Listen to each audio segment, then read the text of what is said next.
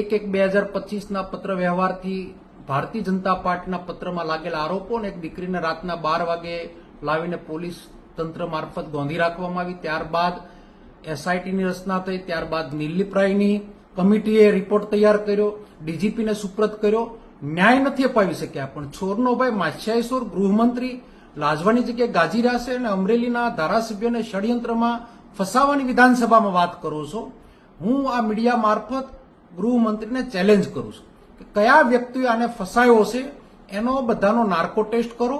પત્ર વ્યવહારની અંદર લાગેલા આરોપ હાચા હતા કે ખોટા એ ગુજરાતની અંદર શ્વેતપત્ર બહાર પાડી આપ ગુજરાતની જનતાને જાણકારી આપો. ગુજરાતને ગુમરાહ કરવાનું બંધ કરો. ડીજીપી મારફત તમે એક એવું ષડયંત્ર કર્યું કે 100 કલાકમાં ગુનેગારોની યાદી બનાવો. અરે ભલા માણસ, આજે 30 વર્ષથી તમારું શાસન છે, તમે ગૃહમંત્રી છો, 100 કલાકમાં યાદી બનાવવાની વાતો કરો છો, છૂટકિયાઓને પકડીને સજા આપો છો. મોટા મગરમચ્છો ખુલ્લેઆમ ફરે છે, અમરેલીની અંદર પણ ગુનેગારો ખુલ્લેઆમ ફરે છે અને તમે વિધાનસભા મારફત અમરેલીની એક પીડિત દીકરીને ન્યાય અપાવવાની જગ્યાએ અન્યાય કરી રહ્યા છો અને તમારા સાઠા બનેલા ધારાસભ્યને બસાવી રહ્યા છો.